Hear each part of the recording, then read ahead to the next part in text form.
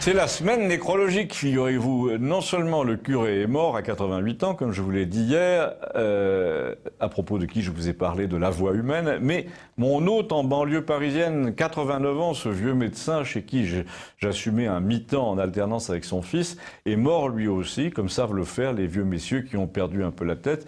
Il a toussé d'abord, il a mal respiré la nuit suivante, et puis le lendemain à l'hôpital, sous oxygène. Il vous regardait d'un air un peu coupable, comme pour vous demander pardon de vous avoir obligé à l'accompagner, et puis il n'a plus respiré du tout.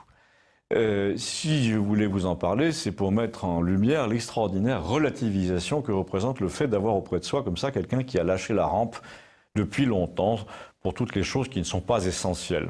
Je vous cite au hasard des choses pas essentielles, l'opinion de Ruth Elkrief, les propos des invités de Ruquier, les convictions d'Alain Juppé, l'emploi du temps de Brigitte Macron, tout ça. Il avait la télé ouverte en permanence.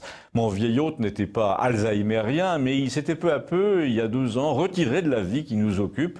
Je veux dire, de cette vie où on regarde encore la télé avec une curiosité agressive. Lui, c'était une indifférence totale.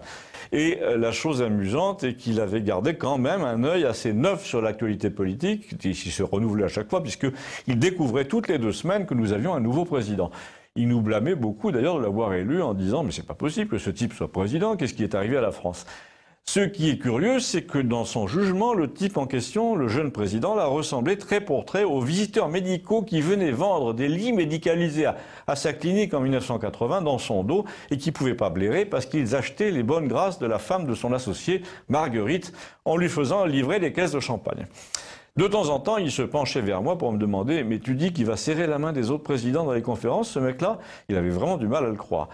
Il le regardait pérorer là sous les projecteurs et du fond de sa pénombre intérieure, le regard un peu planqué sur des sourcils gris épais, très mobiles, qui tombaient sur son regard comme des branches de saule, il disait « personnellement, je trouve ça très inquiétant, ils prennent n'importe qui ». Et du coup, moi aussi, j'ai trouvé ça inquiétant parce que j'avais l'impression qu'il avait déjà un pied dans la coulisse, pour ne pas dire dans la tombe, d'où il voyait notre destin.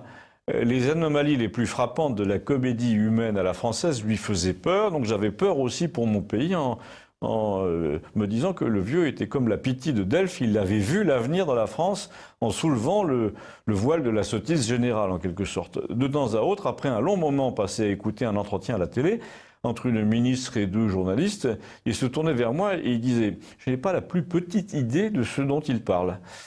En revanche, depuis 1 an ou 2, il était passionné par le rapport entre les chiffres, il passait son temps à retourner des sudoku, il avait l'air de dire que seules les notions géométriques, mathématiques, tout ce qui relevait de l'observation de la nature avait une réalité.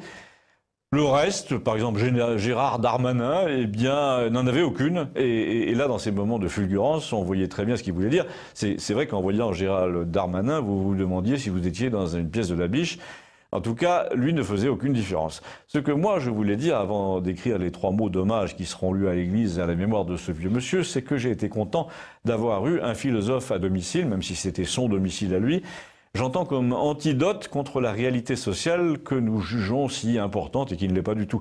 Du coup, il sera moins question de la banlieue, évidemment, que je quitte d'un cœur assez léger dans cette chronique, je dois dire. Seul ce qui nous manque lorsque les gens ont disparu est important, et ce qui me manque déjà dans son cas, c'est pas son opinion, c'est le silence qui suivait ses paroles.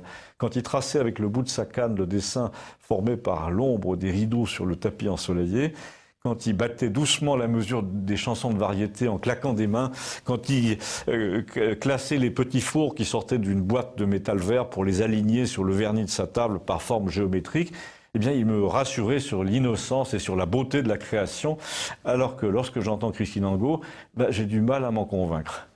Abonnez-vous, merci.